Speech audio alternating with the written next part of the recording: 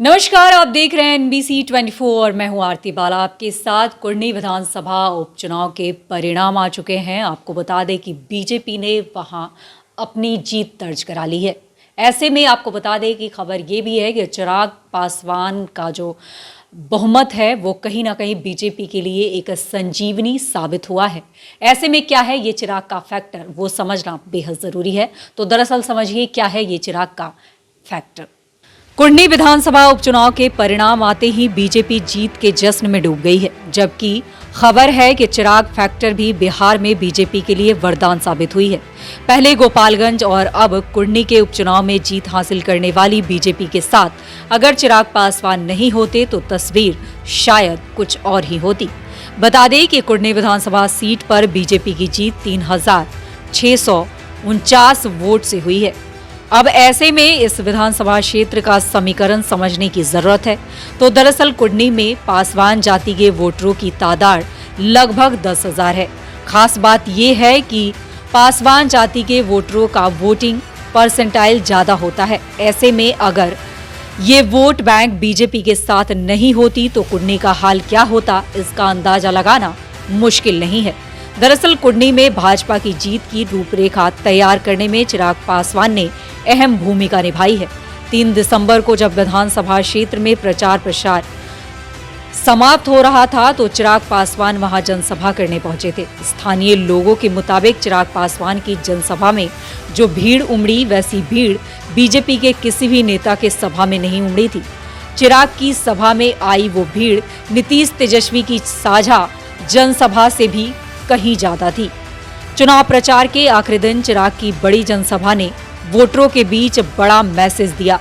कुर्नी में वोटरों की बड़ी जमात उस वक्त संशय की स्थिति में थी, लेकिन चिराग की सभा के बाद उन्हें लगा कि लड़ाई तो बीजेपी और जेडीयू के बीच की ही है और बीजेपी की स्थिति मजबूत है, जिसका नतीजा ये हुआ कि चिराग की सभा के बाद न सिर्फ पासवान वोटर्स आक्रामकता के साथ बीजेपी के साथ आ गए, बल्कि उनका असर भूमिहारों तक भी हुआ।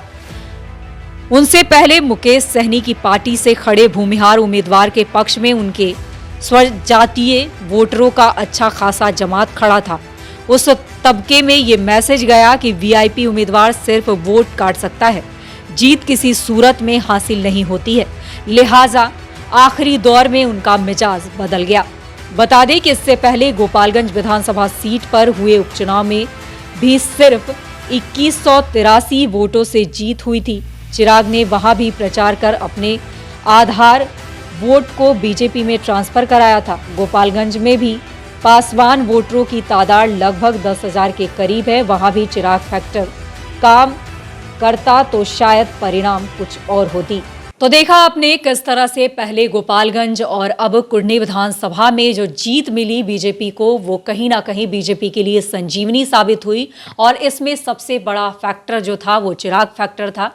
ऐसे में आपको बता दें कि एक तरफ जहां बीजेपी को इतनी बड़ी जीत मिली है, दूसरी तरफ कुर्नी विधानसभा उपचुनाव में चिराग पासवान की सहमति से जिस तरह से वहां पे जीत मिली है, उसके बाद विपक्ष जो है वो काफ़ी हमलावर नजर आ रहा है। ऐसे में आपको बता दें कि वाद विवाद का जो सिलसिला है वो इस बीच जारी है। वहीं आपको बता दें कि आज जो है वो जीत का जश्न जो है वो बड़े पैमाने पर मनाए जाने वाले हैं। ऐसे में आपको बता दें कि विपक्ष जो है, विपक्ष यानी कि आरजेडी जो है वो कहीं ना कहीं अपनी प्रतिक्रिया देते नजर आ रही है। ऐसे में आपको बता दें कि कल जगदानंद सिंह ने भी इसको लेकर बड़ा बयान दिया था। वहीं अब प्रतिक्रियाओं का दौर आखिरकार आज से फिर से शुरू होने वाला है। ऐसे में बता दें कि बीजेपी ने जिस तरह से अपनी तैयारियां कर रखी थी, जिस तरह से जीत के दावे किए जा रहे थे, वो कहीं ना कहीं सफल साबित हुए हैं। और अन्य पार्टियों ने भी जिस तरह से जीत के दावे किए थे, उन्होंने कहा था कि वहां पर वो बीजेपी को हर हाल में मात देने वाली है, तो कहीं ना कहीं ये विफल साबित हुई और आखिरकार जीत का जो जश्न है, जीत की जो ताज है, वो बीजेपी के खेमे में आ चुकी है। ऐसे में वाद विवाद का जो सिलसिला है वो यूं ही लगातार जारी है। फिलहाल ऐसी खबरों से अपडेट रहने के लिए यूं ही जुड़े रहें NBC 24 के साथ और तब तक के लिए मैं दे इजाजत। नमस्कार।